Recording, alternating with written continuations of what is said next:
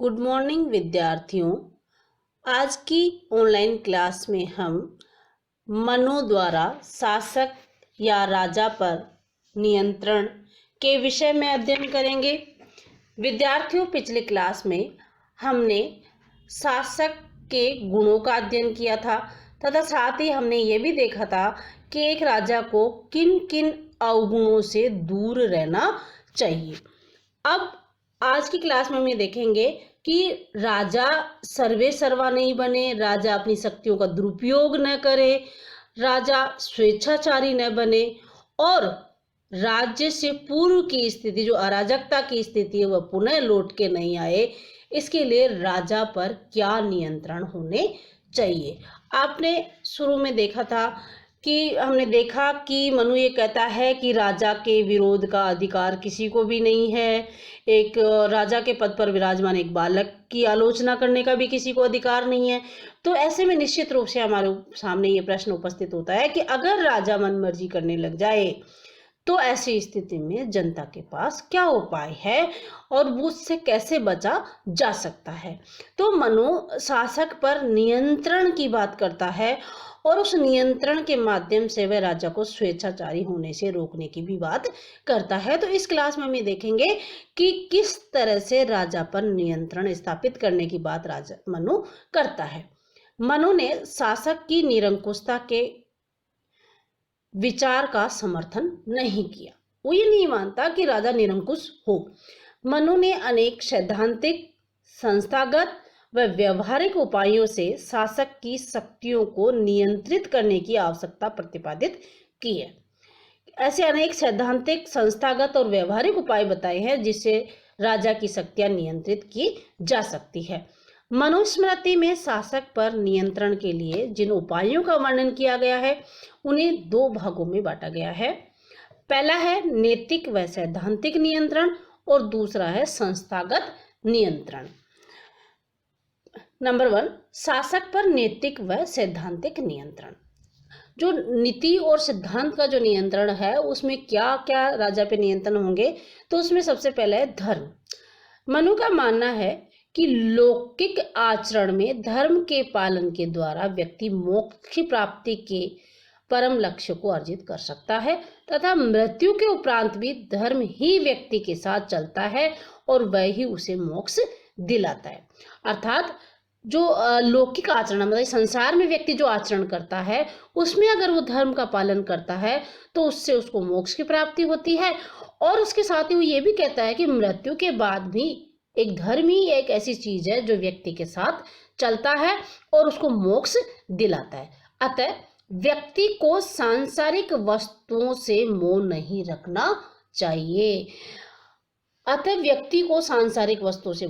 चाहिए। मनु ने राजा को धर्म के अधीन रखते हुए उसके कर्तव्यों को राजधर्म के नाम से परिभाषित किया है। जो धर्म है उसके अधीन राजा भी है और उस धर्म को मनु ने राजधर्म की संज्ञा दी है, जिसके अंतर्गत रहते हुए एक राजा को उस धर्म का पालन करते हुए राजा को शासन करना है। मनु ने कहा है कि अगर राजा राजधर्म की अवहेलना करता है तो वह देवत्व से गिर जाएगा, क्योंकि उसमें देवी गुण है, देवताओं के अंश से उत्पन्न है। अगर वो उस राजधर्म को छोड़ देता है तो जो उसकी देवीय शक्तियां हैं उससे वो गिर जाएगा। मनु ने राजा से अपेक्षा की है कि व्यक्ति के जीवन के चारों पुरुषार्थों का प्रयोजन समझे और आलस्य रहित होकर सदैव उनका पालन करने हेतु तत्पर रहे। मनुष्य के जीवन के जो 4 पुरुषार्थ है, धर्म, अर्थ, काम, मोक्ष, उसके प्रयोजन को राजा समझे और आलस्य रहित होकर हमेशा उसके पालन के लिए वो तत्पर रहे। राजा से ये उम्मीद मनु करता है।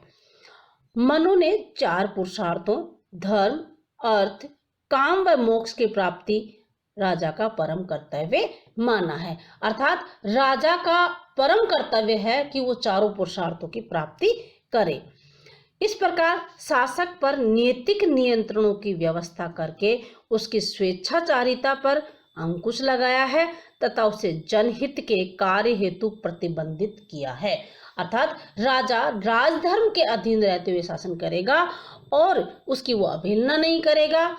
इसके साथ ही वह चारों पुरुषार्थों की स्थापना करेगा तो एक तरह से राजा पर एक पाबंदी है कि वो धर्म के अधीन या धर्म के अंतर्गत रहकर ही कार्य कर सकता है, इसलिए वो स्वेच्छाचारी होने से बचेगा। दूसरा है दंड नीति व न्याय व्यवस्था। मनु के अनुसार दंड ही समस्त प्रजा का प्रशासन करता है। जब प्रजा सोती है तो दंड जागता है। चोर दंड के भय से चोरी नहीं करते। धार्मिक कार्यों का संपादन भी दंड के भय से ही किया जाता है। अतः मनु ने दंड को धर्म माना है। दंड जो बल शक्ति है वो प्रजा पर प्रशासन करता है, और ये कहता है कि जब प्रजा सोती है तो वो इसीलिए शांतिपूर्वक तरीके से सोती है क्योंकि दंड जागता रहता है। चोर दंड के भय से चोरी नहीं करते, और धार्मिक कार्यों का जो संचालन है वो भी कहीं ना कहीं दंड के भय से ही व्यक्ति करता है। अतः मनु ने दंड को क्या माना है? धर्म माना है। मनु ने कहा है कि राजा को दंड का प्रयोग स्वार्थ सिद्धि के लिए नहीं करना चाहिए, अपने स्वार्थ की सिद्धि के लिए नहीं करना चाहिए। यदि शासक ऐसा करता है तो वह दंड राजा को भी खत्म कर देता है। अगर दंड का अनुचित प्रयोग या स्वार्थ सिद्धि के लिए प्रयोग राजा करेगा तो वह राजा को स्वयं को भी खत्म कर देगा। इस प्रकार मनुस्मृति में वर्णित न्याय व दंड नीति को शासक पर नियंत्रण का उपागम माना गया है। ये तो था नैतिक नियंत्रण। अब है शासक पर संस्थागत नियंत्रण, अर्थात कौन सी ऐसी संस्थाएं हैं जो राजा पर नियंत्रण रखेगी।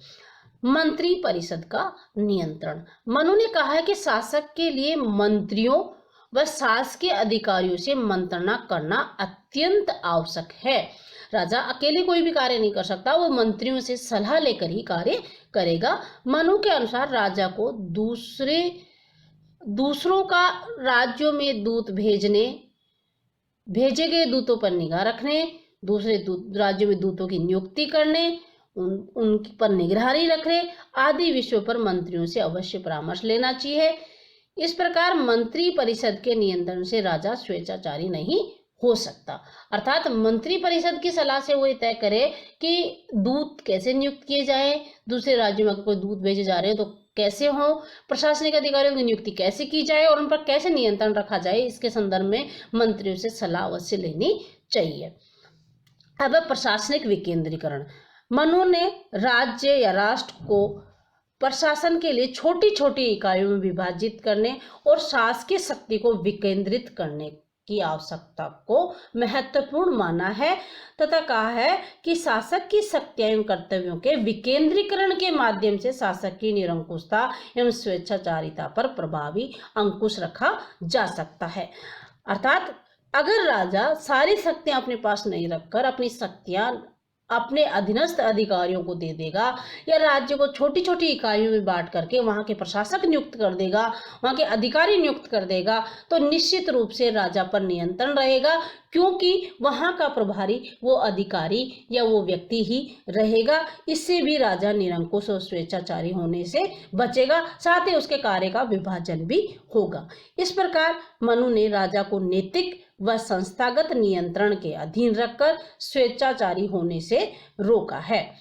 विद्यार्थियों, आपने देखा कि एक राजा कभी भी निरंकुश या स्वेच्छाचारी नहीं हो सकता, क्योंकि उस पर अनेकों अनेक नियंत्रण होते हैं और उन नियंत्रणों में रहते हुए ही उसको शासन का संचालन करना पड़ता है।